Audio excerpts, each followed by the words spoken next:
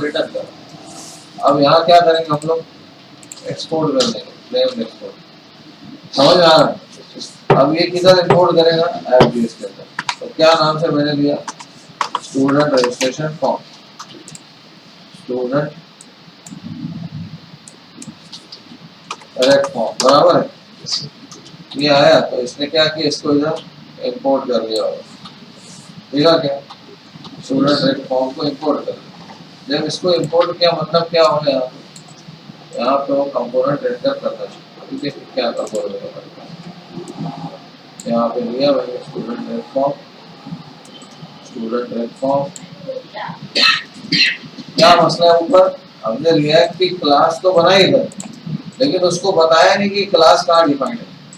क्या करना पड़ेगा, इंपोर्ट करना पड़ेगा। ये रिएक्ट में से लो, ये रिएक्ट की क्लास, समझ में आ रहा कि अभी देखो यहाँ पर आ गए, जैसे क्लास का समझ रखो।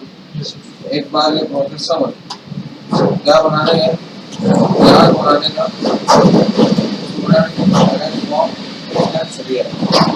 पहला हो गया। क्लास बनाने के बाद कौन सा फंक्शन बनाने, रेंडर फंक्शन बनाने के बाद क्या लिखने का, रिटर्न। और रिटर्न के अंदर जो तुम रिटर्न करना चाहे वो डाल दो, जैसे मैंने H1 डाल दिया, ठीक है। This is student registration form, बराबर हो गया। अब ये एक्सपोर्ट करना पड़ता अपने को, तब उधर जाता इसमें एक्सपोर्ट। और ये बिल्ट इन क्लास है, तो क्या करना पड़ेगा, यहाँ इंपोर्ट करना पड़ेगा रिएक्ट फ्रॉम रिएक्ट। समझ में आया, ठीक है ना। अब इसकी जगह हमको क्या करना है, ये नहीं रखना है, इसकी जगह हमको क्या बनाना है, फॉर्म बनाना है। समझ में आ रहा है, तो फॉर्म कैसा बनाएगा, जो स्लैश जो उसके अंदर क्या रहेगा, फॉर्म। फिर फॉर्म के अंदर जो जो कंट्रोल तुमको बनाना है वो बनाओ। मैंने लिख दिया प्लेस होल्डर, और यहाँ लिख दिया for example enter user name. इसको नेम की प्रॉपर्टी लगा कर, जैसे यू नेम डाल दिया, बराबर। फिर क्या करें, यहाँ एंटर ईमेल डाल दो, चलो, और एंटर पासवर्ड डाल दो, और यहाँ input type is equal to submit कर दें, value is equal to submit. समझ रहा कि ये अपना एक फॉर्म बन जाएगा, है बराबर, सही है कि नहीं। अब इसकी क्लास बनाना है तो अपन क्या कर सकते हैं, अलग से क्लास बना के इस फॉर्म को अच्छा कर सकते हैं ना, वो तो आता है ना। तो क्या करना पड़ेगा, एक क्लास बना देंगे हम लोग, ऐसी क्या बोलते हैं, स्टूडेंट रेड डॉट सीएसएस नाम की क्लास बना, ठीक है। तो यहाँ मैंने क्या कर दिया, स्टूडेंट फॉर्म नाम का एक सीएसएस लिख दिया, ठीक है। उसको मैं कोई भी प्रॉपर्टी लगा देता हूँ, जैसे यहाँ डिफॉल्ट पे जो आ रहा है वही लगा दो, चलो, ठीक है। क्या बैकग्राउंड कलर लगा दो, कुछ भी, ये क्लियर है क्या। अब ये जो बेसिक्स है यहाँ पे लोग क्लास लगा देंगे, कहाँ लगाएंगे, ड्यू पे लगा देंगे, समझा कि नहीं। क्लास नेम क्या लेंगे, स्टूडेंट फॉर्म। तो ये आ गया स्टूडेंट फॉर्म आपकी क्लास, इधर अप्लाई है। इसको क्या करना पड़ेगा, यहाँ इंपोर्ट करना पड़ेगा ना, ठीक है कि नहीं। तो कितना तो ऑटोमेटिक ले लेगा, झंझट ही नहीं। देखो आगे देख रहा ना, और जो तेरे को ठीक करना होगा कर लेगा उधर।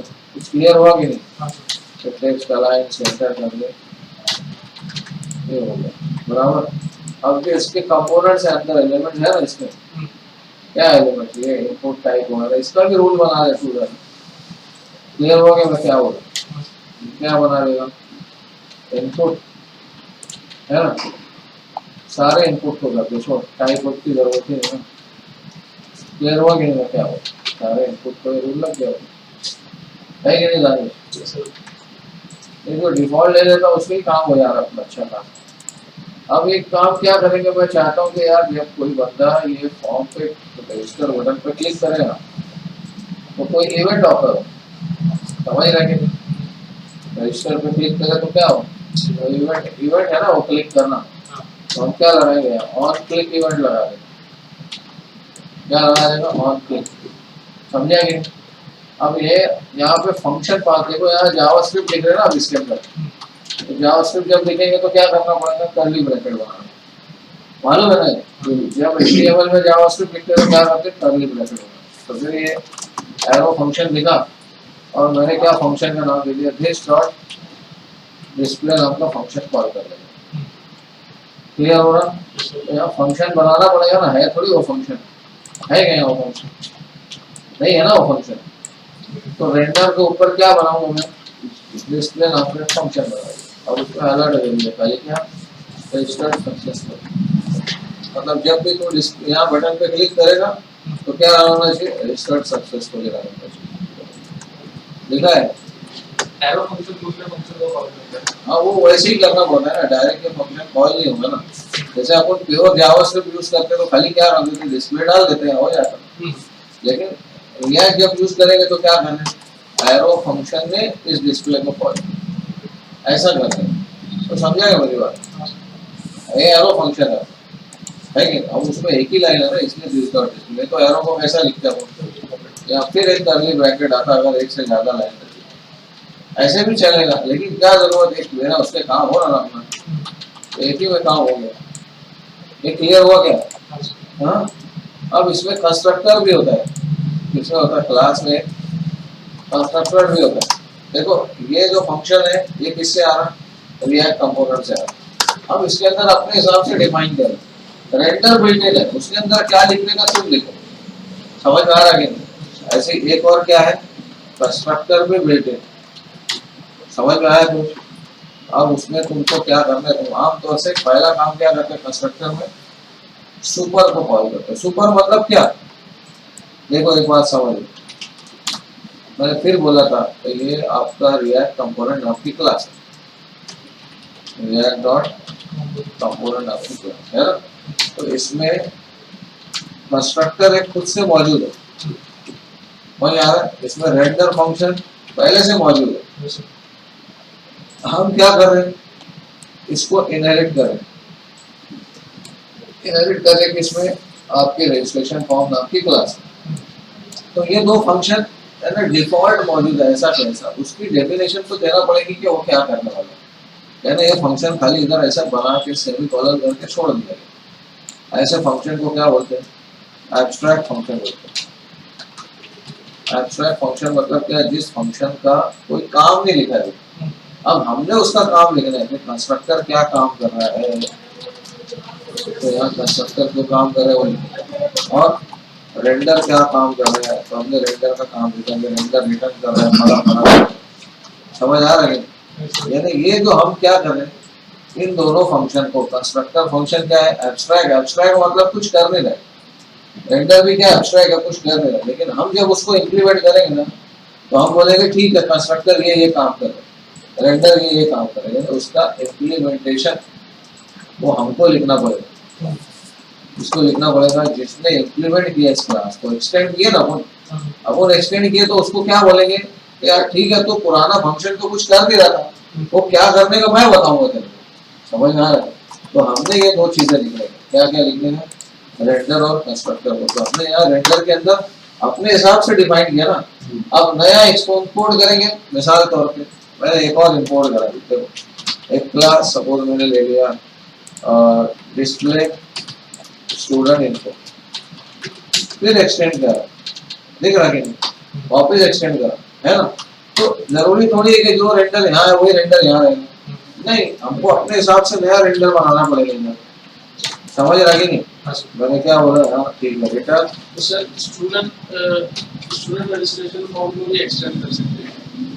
हाँ इसका भी एक नया एक्सटेंड किया जा सकता है, तो उसमें ये वाले फंक्शन रहेंगे, फिर हाँ ये फंक्शंस उसके अंदर आ जाएंगे, फिर उधर उसके इम्प्लीमेंटेशन नए कर सकते हो, यानी एक हायरार्की बनती है ना, ग्रैंडफादर उससे फिर फादर उसके बाद चिल्ड्रन, ऐसे होता ना, ये इसी को क्या बोलते हैं, इनहेरिटेंस बोलते हैं। क्या बोलते हैं, इनहेरिटेंस। अब देखो मेरी बात समझो, यहाँ जो इनहेरिटेंस है कैसा है मालूम है, एक रिएक्ट कंपोनेंट क्लास है ना, कौन सी है, रिएक्ट कंपोनेंट, तो उससे मैंने एक क्लास कौन सी इनहेरिट किया, देखो जरा पहली क्लास कौन सी इनहेरिट किया, स्टूडेंट रजिस्ट्रेशन फॉर्म इनहेरिट किया, दिख रहा है? एक और इनहेरिट किया ना अभी, ये देखो नीचे कौन सी लिया, डिस्प्ले स्टूडेंट, किससे लिया, दो रिएक्ट कंपोनेंट से, एक ये आ गया एक ये आ गया, यानी दोनों में क्या है, पेरेंट एक है, और चिल्ड्रन 2 हो गए, 2 3 4 और भी बना सकते हो, लेकिन सब में क्या लिखना पड़ेगा फिर? Extend react component, extend react component, समझ रहे नहीं?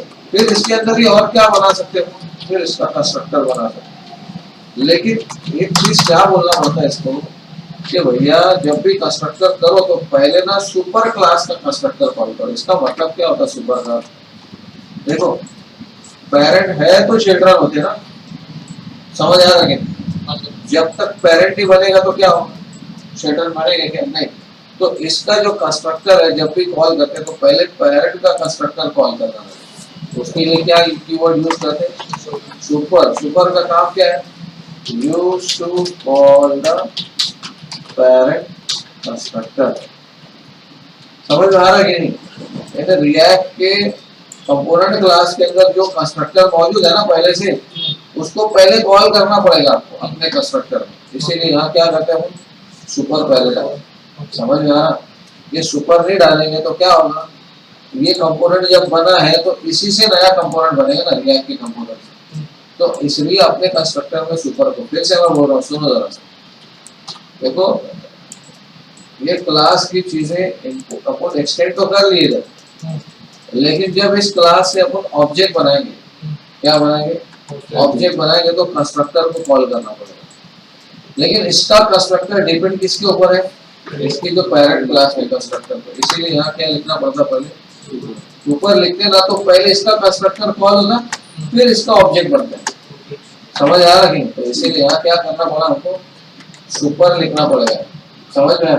तो जब जब जब जब अपन कोई क्लास बनाएंगे किसी क्लास को एक्सटेंड करके, तो आपको सुपर कीवर्ड का उसमें यूज करना पड़ेगा कंस्ट्रक्टर के अंदर। समझ में आ रहा? सुपर का मतलब ही वही होता पेरेंट। ये क्लियर हो रहा है कि मैं क्या बोल रहा हूँ? अभी जैसे मैं यहाँ जाके लिखा कंसोल डॉट लॉग, जस्ट ऐसे लिखता हूँ, लिख रहा ना? तो अभी क्या होगा बेटा? कंस्ट्रक्टर ऑटोमेटिक कॉल होता है। आपको 1 मिनट दिखाता हूँ। हाँ लिखा नहीं है, इसमें कुछ लिखा नहीं है ना मैंने, इसमें मैंने लिख दिया for example S3। This is कौन सी क्लास है? Display student info class. ठीक है, ये कौन सी क्लास है? Student info class. इसको क्या करेंगे अपन? एक्सपोर्ट कर देंगे। समझ लगेगी? एक्सपोर्ट किया तो कहाँ लेना पड़ेगा? AppJS में लेना पड़ेगा कि नहीं? कौन सी क्लास है? स्टूडेंट। वो एक ही जैसे नाम है ना, इसलिए तो लिया आया था नहीं दिया मैंने क्लास दिया इसका नाम कहाँ है? ये क्या नाम है? डिस्प्ले स्टूडेंट, डी कैपिटल होगा। ठीक है, तो यहाँ क्या करेंगे हम? Display student. ठीक है, बराबर है। इसका जो कंस्ट्रक्टर है देखो आपने यहाँ बनाया, उसमें एक मेथड डाला मैंने कंसोल डालता हूँ, बराबर है। आपको समझाने के लिए वो एक सेकंड क्या गड़बड़ है यहाँ शिफ्ट करते हैं। ये सही है, ये एक्सपोर्ट है। यहाँ दोनों इंपोर्ट होना चाहिए ना, यहाँ एक इंपोर्ट हुआ, दूसरा वाला एक ही इंपोर्ट हुआ, दूसरा भी तो चाहिए ना। कौन सा चाहिए? Display student. ठीक है ना?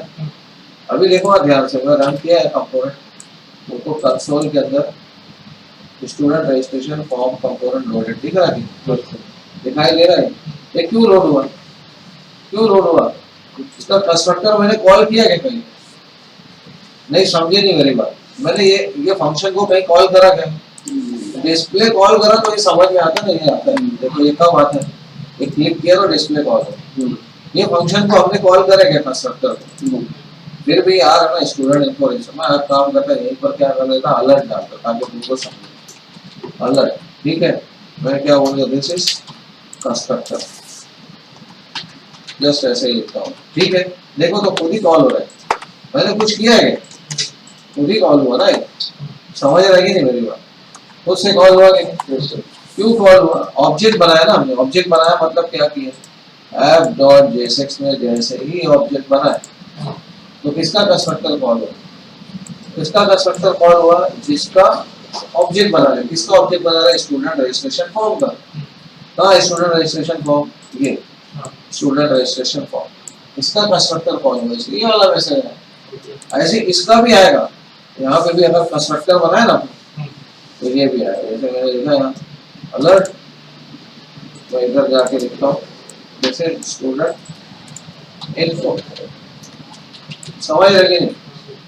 अब इसका भी तो ऑब्जेक्ट बनाया ना अपन, कहाँ बनाए? यहाँ बनाए, है कि नहीं? देखो जरा,